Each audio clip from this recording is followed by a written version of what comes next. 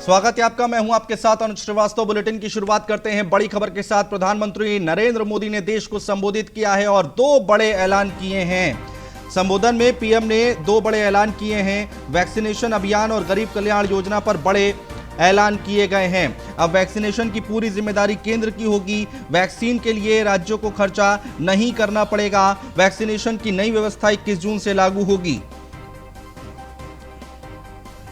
केंद्र सरकार राज्यों को मुफ्त वैक्सीन देगी। प्रधानमंत्री की तरफ से कहा गया है राज्यों की 25% वाली जिम्मेदारी अब केंद्र उठाएगा। यह पीएम की तरफ से कहा गया है। 25% वैक्सीन निजी अस्पतालों को दी जाएगी। गरीब कल्याण योजना दिवाली तक बढ़ाई गई। दिवाली तक गरीबों को मुफ्त अनाज मिलेगा। पीएम की तरफ से कहा गया है 80 करोड़ लोगों को दिवाली तक मिलेगा मुफ्त राशन।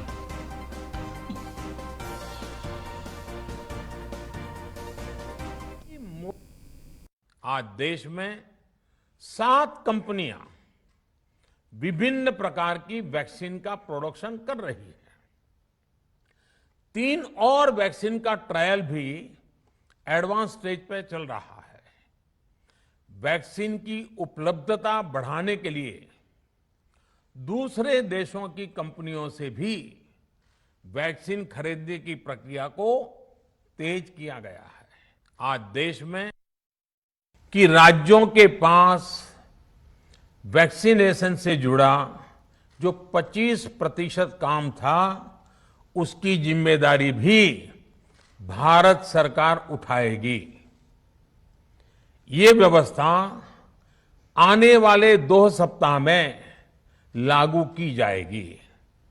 इन 2 सप्ताह में केंद्र और राज्य सरकारें मिलकर नई गाइडलाइंस के अनुसार आवश्यक तैयारी कर लेगी। हमने बच्चों को कई जानलेवा बीमारियों से बचाने के लिए कई नए टीकों का भी भारत के टीकाकरण अभियान का हिस्सा बना दिया।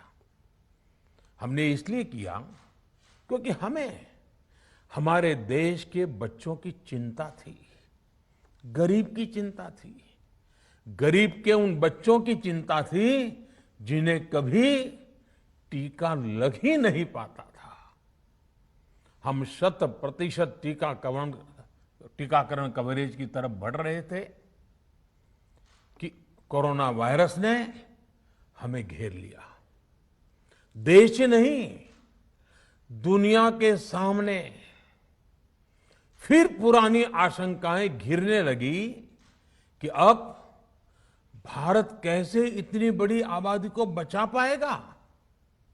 लेकिन साथियों, जब नीयत साफ होती है, नीति स्पष्ट होती है, निरंतर परिश्रम होता है, तो नतीजे भी मिलते हैं। हमने और पीएम मोदी के संबोधन पर सीएम योगी का बयान आया है। फ्री वैक्सीनेशन के लिए पीएम मोदी का आभार जताया है। हम प्रधानमंत्री जी के आभारी हैं, ये कहना है मुख्यमंत्री योगी आदित्यनाथ का।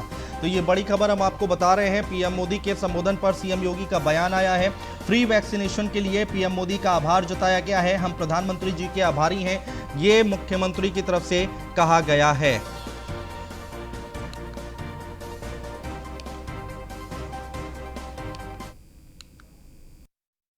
आज आदरणीय प्रधानमंत्री जी की जो महत्वपूर्ण घोषणाएं हैं, जिसमें राज्य सरकारों के द्वारा जो वैक्सीन खरीदनी थी और राज्य सरकार को 18 से 44 वर्ष की आयु के युवाओं को वैक्सीन देने के लिए जो स्वतंत्रता दी गई थी, बहुत सारी राज्य सरकारें ऐसी थीं जो इस अर्थ को वहन करने में दिक्कत महसूस कर रही थी। दूसरा, वैक्सीन की उपलब्धता भी एक संकट था।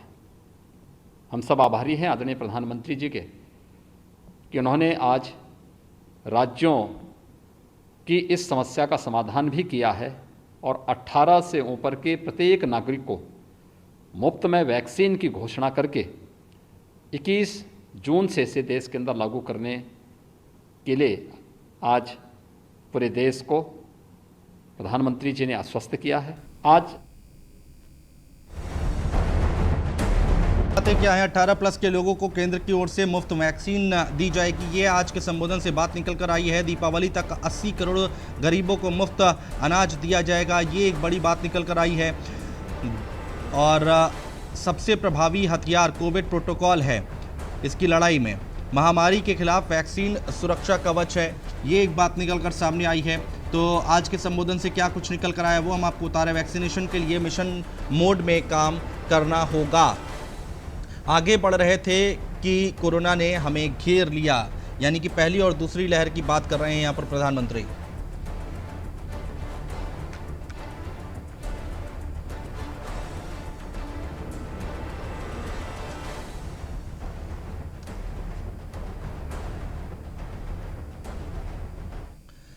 और मेरे सहयोगी विजय श्रीवास्तव हमारे साथ दिल्ली से लाइव जुड़ रहे हैं और रमन गुप्ता संवाददाता हैं कानपुर से हमारे साथ लाइव जुड़ रहे हैं। आलोक मालवीय जो हैं वो प्रयागराज से हमारे साथ लाइव जुड़ रहे हैं। सबसे एक एक कर बात करेंगे। सबसे पहले विजय श्रीवास्तव आपके पास आएंगे। अब ये फैसला इतना बड़ा है और लगातार ये आरोप लगाए जा रहे थे, लगातार केंद्र सरकार को बोला जा रहा था वैक्सीनेशन को लेकर, वैक्सीन को लेकर, लेकिन अब यहां पर थोड़ा इस पर लगाम लगती दिखाई देगी।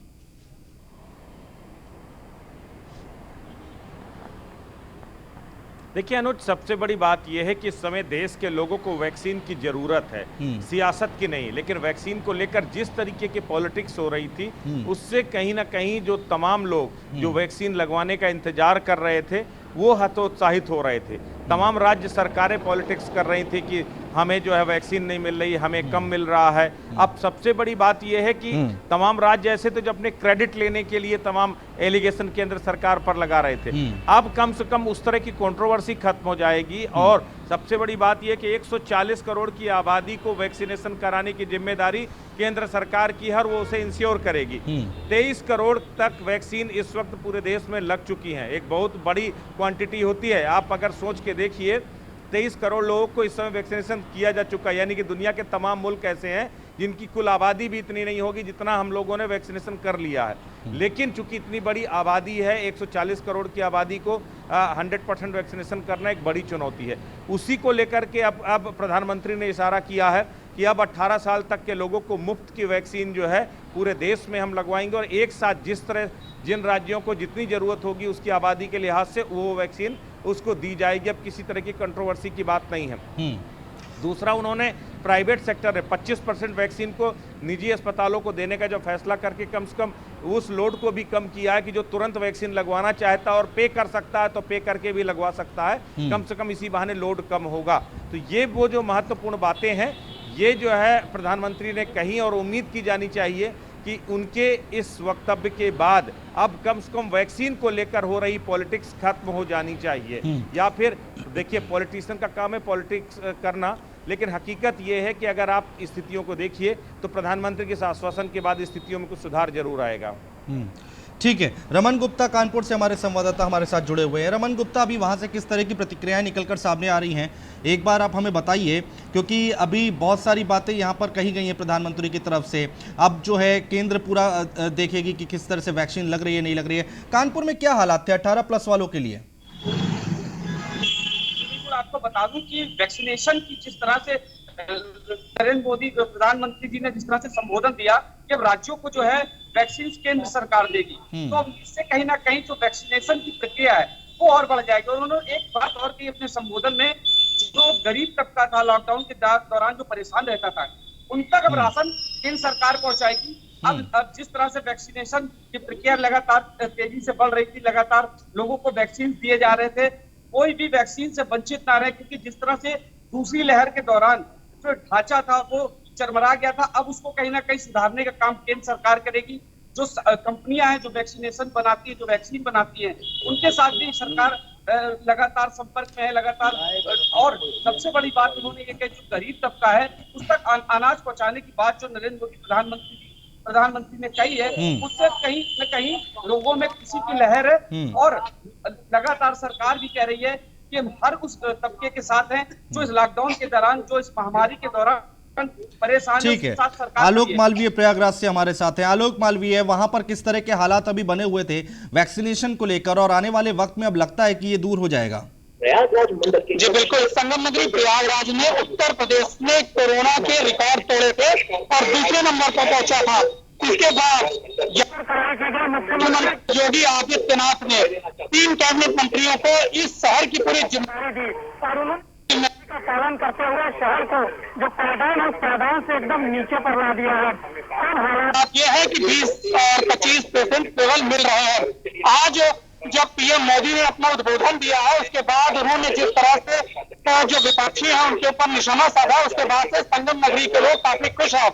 विपक्षी हमेशा कह रहे थे कि भोजन की दिक्कत हो रही है, अगर दुकान नहीं खुलेगी तो रोजी रोजगार की दिक्कत हो जाएगी और जो निचले तबके के लोग हैं वो कैसे खाना खा पाएंगे। उसके बाद जब पीएम मोदी ने दीपावली तक उनको पैसे देने का और इसके साथ ही अनाज देने का ऐलान किया है, उसके बाद से निचला तबका काफी खुश नजर आ रहा है। उसके बाद राजनीतिक रोटियां सेकने वाले लोगों की जवान योगी आदित्यनाथ के साथ एसके वाजपेयी हमारे संवाददाता लखनऊ से हमारे साथ जुड़े हुए हैं। एसके वाजपेयी, आज का जो फैसला, आज की जो बात निकल कर आई है उसको लेकर किस तरह की हलचल है लखनऊ में?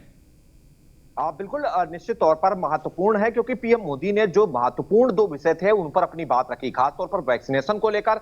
और जो प्राइवेट अस्पताल में वैक्सीनेशन था उसमें भी पीएम मोदी ने साफ किया कि 25% तक वैक्सीन निजी अस्पतालों को दी जाएगी और 150 रुपए से ज्यादा वो ले नहीं पाएंगे अलग से जो सर्विस चार्ज होता है। तो कहीं ना कहीं अब इसको लेकर भी जो असमंजस की स्थिति थी वो दूर हो गई। उसके अलावा जिस तरीके से उन्होंने राशन वितरण के बारे में कहा कि नवंबर तक देश के 80 करोड़ लोगों को मुफ्त में राशन वितरण केंद्र सरकार की तरफ से किया जाएगा, वो भी निश्चित और महत्वपूर्ण है। साथ ही साथ में पीएम मोदी ने यह भी जानकारी थी कि देश की 7 जो कंपनियां हैं वो वैक्सीन का उत्पादन कर रही हैं। तो निश्चित है कि इन सारी चीजों के बाद कहीं ना कहीं ये साफ होता है कि वैक्सीन को लेकर देश में कमी नहीं होगी। आने वाले समय के लिए केंद्र सरकार पूरा रोड मैप बनाकर चल रही है कि किस तरीके से लोगों को वैक्सीन उपलब्ध कराई जाएगी। साथ ही साथ जो वैक्सीनेशन है उसको लेकर भी पीएम मोदी ने साफ किया कि 23 करोड़ लोगों तक वैक्सीन हम पहुंचा चुके हैं। बाकी के बचे लोगों को भी केंद्र सरकार की तरफ से जो 18 से 44 साल के लोग हैं उनको मुफ्त में वैक्सीनेशन दिया जाएगा, जिसको लेकर हम लगातार अभियान चला रहे हैं। तो कहीं ना कहीं ये वो महत्वपूर्ण विषय थे। हालांकि पूरे मामले को लेकर सीएम योगी आदित्यनाथ ने भी ट्वीट किया है और पीएम मोदी का आभार जताया है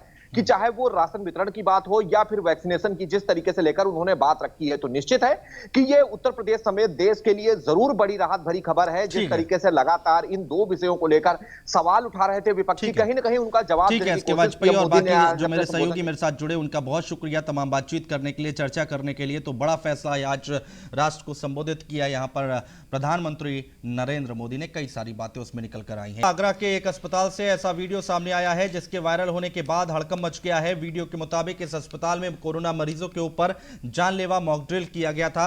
वीडियो में कहा गया है कि 5 मिनट में ही छंट गए 22 मरीज, 74 बचे, इन्हें टाइम मिल जाएगा। ये वीडियो जिले के पारस अस्पताल का बताया जा रहा है, जिसमें अस्पताल के संचालक अरिंजय जैन ये बात कहते हुए नजर आ रहे हैं। हालांकि न्यूज़ 1 इंडिया इस वीडियो की पुष्टि नहीं करता है। जिनकी ऑक्सीजन बंद हो सकती है जो बिल्कुल ही डेडलाइन पे है, एक ट्राई मार दो दोपहर में, एक मॉक ड्रिल करके देख लो, समझ जाएंगे कौन सा मरेगा कौन सा नहीं मरेगा। सही बात है, सही बात है। एक मॉक ड्रिल करी हमने सुबह 7 बजे, मॉक ड्रिल हुई, सब दोषी मंदिर, ये किसी पता नहीं, ये मॉक ड्रिल कराई, सुन कर दी सबके, फिर छट गए 22 मरीज, तुरंत खोल दिए थे 22 मरीज छट गए और 22 मरेंगे। और कितनी देर के लिए मॉकड्रिल करा? 5 मिनट के 5 मिनट में 22 मरीज मॉकड्रिल हो। निरथा गलत है। ऑक्सीजन की आरोप बंद करने का बिल्कुल न तो प्रयास ही नहीं किया गया। किसी मरीज की ऑक्सीजन 5 मिनट तो क्या 5 सेकंड के लिए बंद नहीं की गई और ना ही वो डेथ हुई है जो लिखा गया है कि 22 लोग छट गए। हमने केवल एक कार्य किया, मैं आपको स्पष्ट बताता हूँ आपके चैनल के माध्यम से। जिस दिन ये ऑक्सीजन का क्राइसिस चल रहा था, जब हमारे पास काफ़ी अधिक पेशेंट्स थे, हमारे लिए हर मरीज बराबर है। हमने हर मरीज के जान बचाने के लिए बैठक की, हॉस्पिटल में प्रयास किए। फैक्चुअली 26 तारीख को जनपद इस पारस हॉस्पिटल में 97 जो पेशेंट्स भर्ती थे इसमें से 4 डेथ हुई हैं। 27 तारीख को 3 कोविड डेथ हुआ है। अतः जो संख्या है यह जो 22 यहाँ दिखाया जा रहा है, प्राइमरली यह संख्या वैसे पेशेंट्स हैं वहाँ जो उनके क्रिटिकल हैं, क्योंकि पारस हॉस्पिटल में आईसीयू के लिए काफ़ी उनके पास बेड्स थी और काफ़ी उनके पास आईसीयू के पेशेंट्स इस तरह के थे। अतः इस बात में कि 22 लोगों की डेथ हुई कोई सत्ता नहीं है, लेकिन फिर भी आज जो वीडियो कुछ प्रचारित किया जा रहा है इसको ठीक से एक बार अध्ययन कर लिया जाएगा और इसमें जो भी आगे कार्रवाई किया जाएगा। और कोरोना संक्रमण की रफ्तार धीमी होने के बाद गाजियाबाद को भी आज अनलॉक कर दिया गया है, जिसके चलते पिछले 38 दिनों में आम लोगों के साथ दुकानदारों को बड़ी राहत मिली है। दरअसल योगी सरकार की तरफ से यह ऐलान किया गया था कि यूपी के जिस जिले में कोरोना के 600 से कम केस होंगे उन जिलों को राहत देते हुए अनलॉक कर दिया जाएगा। वहीं गाजियाबाद में कोरोना के 600 से कम केस सामने आए, जिसके बाद जिला प्रशासन ने आज इसे अनलॉक कर दिया। और जबकि जिले के में वीकेंड कर्फ्यू लागू रहेगा और शनिवार और रविवार को सभी बाजार दुकान को सैनिटाइज किया जाएगा, जबकि रात्रि कर्फ्यू फिलहाल जारी रहेगा और अगर 600 से ज्यादा एक्टिव केस बढ़ते हैं फिर से जिले को लॉक कर दिया जाएगा।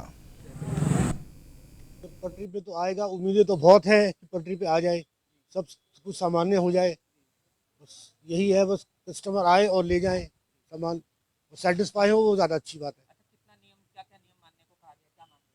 सर यही बोला है कि 2 गज की दूरी रखनी है और हाथ धोते रहना है, सैनिटाइज करना है, और जो आप सामान बेचो उसको भी सैनिटाइज की।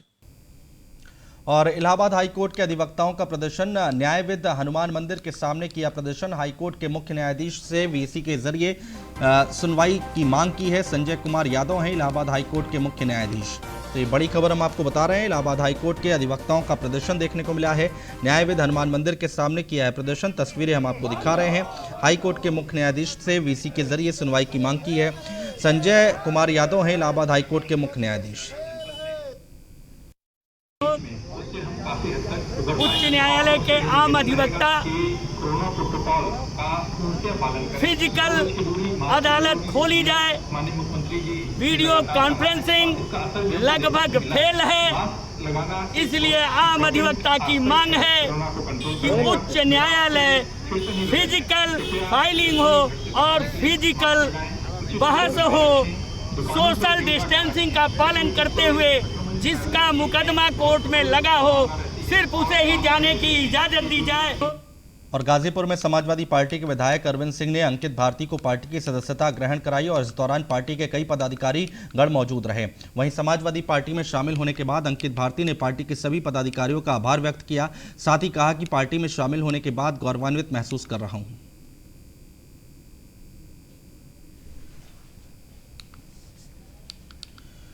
गौतम बुद्ध नगर पुलिस कमिश्नरेट के अंतर्गत सभी थाना क्षेत्रों में अनलॉक की प्रक्रिया शुरू होने के बाद पुलिस बल द्वारा बाजारों, सब्जी मंडी, बस स्टॉप और भीड़ भाड़ वाले जगहों पर कोविड-19 प्रोटोकॉल का पालन कराया जा रहा है। बता दें कि नोएडा के एडीसीपी रणविजय सिंह खुद पुलिस बल के साथ भीड़ भाड़ वाली जगहों पर चेक करने के लिए उतर गए थे और अनाउंसमेंट कर लोगों से अपील करके सोशल डिस्टेंसिंग का पालन करने और सही तरह से मास्क पहनने का अपील कर रहे हैं। देखिए, जैसा कि आप लोगों ने देखा है कि जो लॉकडाउन चल रहा था उसमें कुछ शर्तों के साथ इसमें ढील दी गई है और सप्ताह में 5 दिन 7 to 7 ये चलेगा। इसमें जो गतिविधियां हैं उसका पूरा विवरण सब लोग को दिया गया है। प्रॉपर तरीके से सबको बताया गया कि कौन कौन लोग अभी अपने एक्टिविटीज़ को कर सकते हैं, लेकिन शर्तों के साथ। इसमें सबसे इम्पोर्टेंट शर्त ये है कि सबको मास्क पहनना है। अगर उनके प्रतिष्ठान पे, उनके दुकान पे कोई व्यक्ति आता है तो उसको भी मास्क पहनाना है। और फिलहाल हमारे इस बुलेटिन में इतना ही। नमस्कार।